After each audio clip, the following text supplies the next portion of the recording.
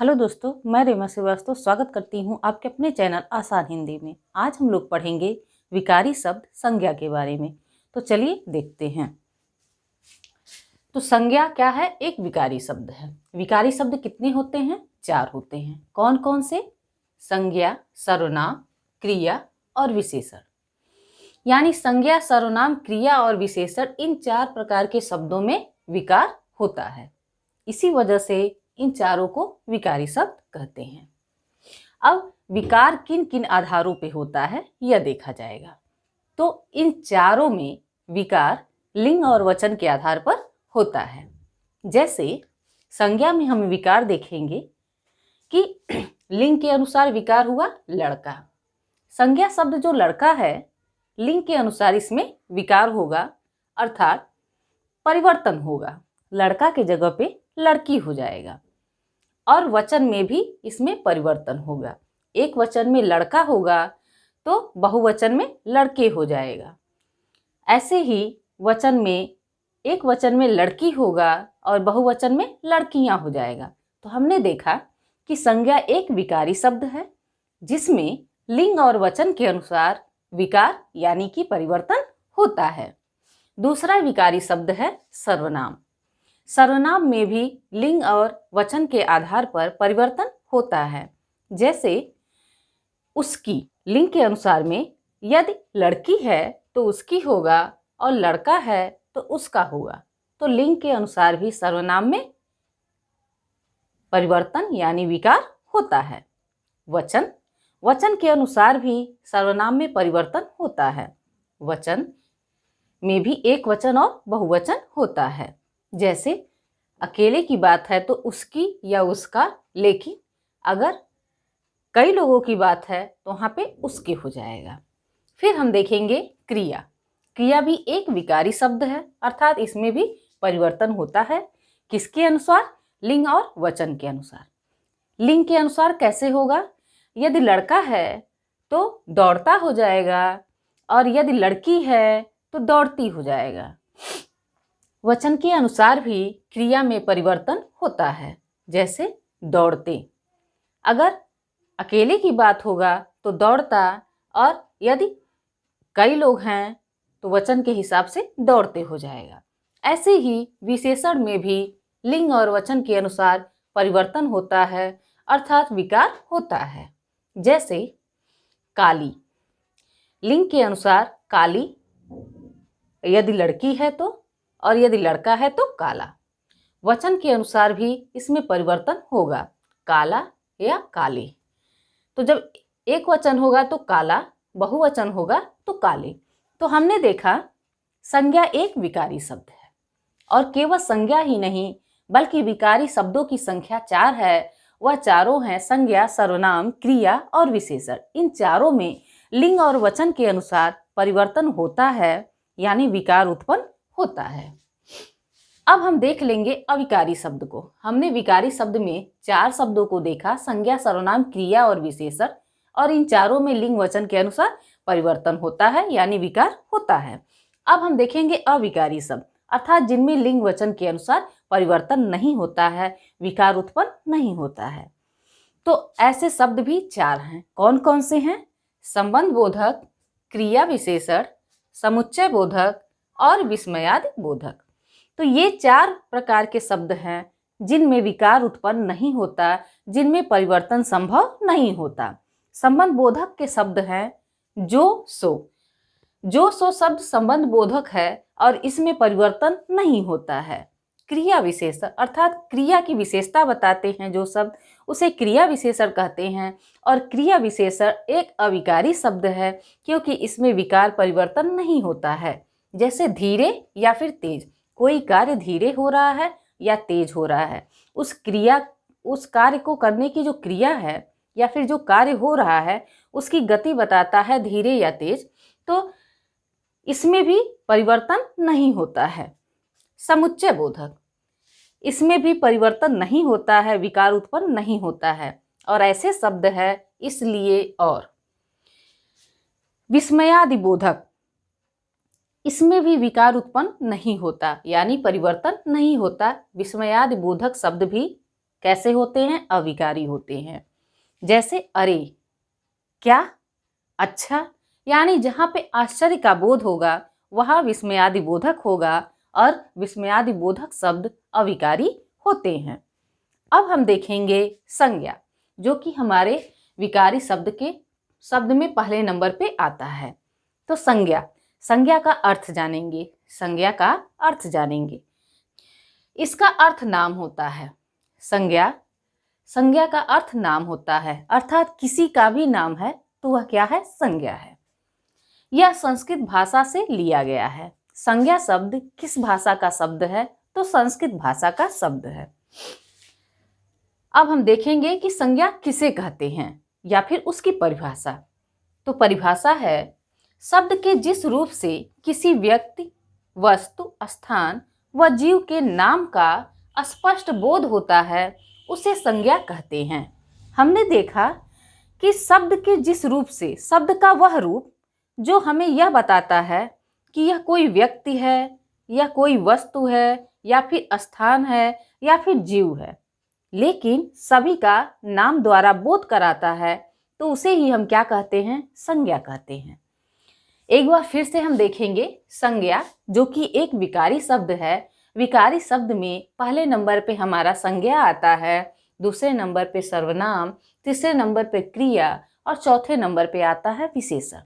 इन चारों शब्दों में लिंग और वचन के अनुसार परिवर्तन होता है, विकार उत्पन्न होता है, इसीलिए इन चारों को विकारी शब्द कहते हैं, जिनमें पहले नंबर पे आता है संज्ञा शब्द। अविकारी शब्द किसे कहते हैं? अविकारी शब्द वो शब्द होते हैं जिनमें लिंग और वचन के अनुसार परिवर्तन नहीं होता है, अर्थात उनमें विकार उत्पन्न नहीं होता है। ऐसे शब्द हैं संबंध बोधक, क्रिया विशेषण, समुच्चय बोधक और विस्मयादि बोधक। इन शब्दों में विकार उत्पन्न नहीं होता है, इसीलिए इन्हें अविकारी शब्द कहते हैं। संज्ञा का अर्थ क्या है? संज्ञा का अर्थ है नाम। संसार में किसी भी चीज का यदि नाम है तो वह क्या है? संज्ञा है। हर प्रकार की चीजों का, सजीव या निर्जीव, कुछ न कुछ नाम होता है और सभी क्या कहे जाते हैं? संज्ञा कहे जाते हैं। संज्ञा शब्द जो है वह संस्कृत भाषा से लिया गया है। संज्ञा किसे कहते हैं? किसी व्यक्ति, वस्तु, स्थान, अवस्था या फिर भाव के नाम को ही हम क्या कहते हैं? संज्ञा कहते हैं। तो अब हम देखेंगे संज्ञा के भेद। तो चलिए देखते हैं। कामता प्रसाद गुरु के अनुसार संज्ञा 3 प्रकार की होती है, या फिर कामता प्रसाद गुरु के अनुसार संज्ञा के 3 भेद हैं। कौन कौन से? पहला जातिवाचक, दूसरा व्यक्तिवाचक और तीसरा भाववाचक। यानी कामता प्रसाद गुरु अपने संज्ञा के भेदों में जातिवाचक संज्ञा को पहले नंबर पे रखे हैं, उसके बाद व्यक्तिवाचक संज्ञा को और फिर तीसरे नंबर पे भाववाचक संज्ञा को। दूसरा देखिए, व्युत्पत्ति के आधार पर संज्ञा 3, यानी व्युत्पत्ति के आधार पर भी संज्ञा के कितने भेद हैं? 3। तीसरा देखिए, हिंदी भाषा में संज्ञा की संख्या 5, यानी हमारे हिंदी भाषा में संज्ञा की संख्या कितनी मानी गई है? 5। कौन कौन से हैं? व्यक्तिवाचक, जातिवाचक, भाववाचक, समूहवाचक और द्रव्यवाचक। इस प्रकार हम देखेंगे हिंदी भाषा में भी संज्ञा के भेद 5। अगर पूछा जाता है संज्ञा के कुल कितने भेद, तब भी कितने हैं? 5। लेकिन प्रमुख रूप से या मुख्य रूप से संज्ञा के 3 भेद हैं। और जब कामता प्रसाद गुरु के अनुसार होगा तो जातिवाचक संज्ञा पहले नंबर पे और व्यक्तिवाचक संज्ञा दूसरे नंबर पे आ जाएगा। वैसे सामान्य तौर पर पहले व्यक्तिवाचक संज्ञा आएगा, उसके बाद जातिवाचक, फिर भाववाचक और लास्ट में दोनों आ जाएगा, समूहवाचक और द्रव्यवाचक। जैसा कि हम जानते हैं कि ये दोनों संज्ञा के भेद अंग्रेजी भाषा के प्रभाव से हमारे हिंदी में आए हैं। इन दोनों भेदों को कुछ विद्वान मान्यता दिए और हिंदी में संज्ञा के 5 भेद कर दिए।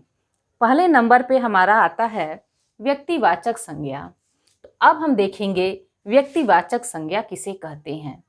तो चलिए इसको पहचानते हैं कि व्यक्तिवाचक संज्ञा कब होता है और कौन कौन से शब्द व्यक्तिवाचक संज्ञा के अंतर्गत आते हैं। तो संज्ञा के जिस रूप से केवल एक व्यक्ति, एक वस्तु, एक स्थान के नाम का बोध हो तो वहां व्यक्तिवाचक संज्ञा होगा। जब किसी व्यक्ति, वस्तु और स्थान के नाम का बोध हो और केवल एक का बोध हो तो वहां पे व्यक्तिवाचक संज्ञा होगा। जैसे हिमालय, हिमालय क्या है? एक पहाड़ का नाम है, तो यहाँ पे विशेष नाम दे दिया गया है पहाड़ का, तो यह व्यक्तिवाचक संज्ञा है। नदी, गंगा एक नदी है, लेकिन उस नदी में गंगा नदी का एक नाम है, विशेष नाम हो गया, इसलिए गंगा क्या है? व्यक्तिवाचक संज्ञा है। ऐसे ही सुधीर और रामायण भी व्यक्तिवाचक संज्ञा है।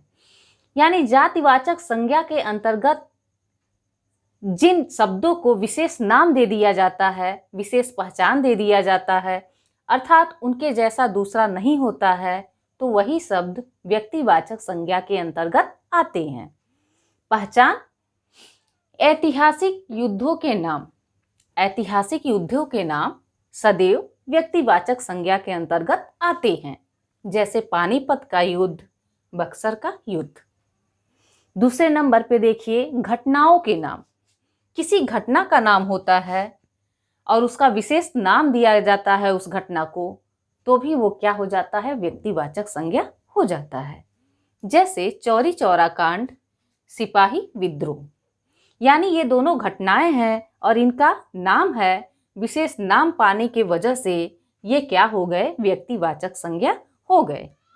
देशों के नाम, देशों के नाम भी व्यक्तिवाचक संज्ञा के अंतर्गत आते हैं।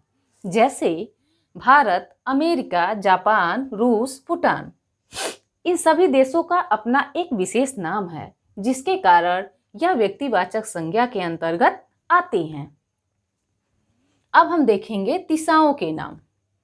दिशाओं के नाम भी व्यक्तिवाचक संज्ञा के अंतर्गत आते हैं। जैसे उत्तर, दक्षिण, पूरब, पश्चिम। इन सभी का विशेष नाम है, इसलिए ये व्यक्तिवाचक संज्ञा हैं। सड़कों एवं चौकों के नाम।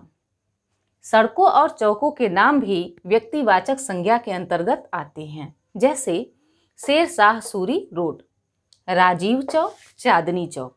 इन सभी का विशेष नाम है, इसलिए व्यक्तिवाचक संज्ञा होगा। पुस्तकों के नाम। पुस्तकों के नाम भी व्यक्तिवाचक संज्ञा के अंतर्गत आते हैं। जैसे रामचरितमानस, पुराण, कुरान, बाइबिल। इन सभी पुस्तकों का अपना विशेष नाम है, इस कारण यह व्यक्तिवाचक संज्ञा के अंतर्गत आते हैं। दिनों के नाम। दिनों के नाम भी व्यक्तिवाचक संज्ञा के अंतर्गत आते हैं, क्योंकि सप्ताह में 7 दिन होते हैं और 7 दिन के अपने अपने नाम हैं, इसलिए दिनों के नाम भी व्यक्तिवाचक संज्ञा के अंतर्गत आते हैं। जैसे सोमवार, मंगलवार, बुधवार।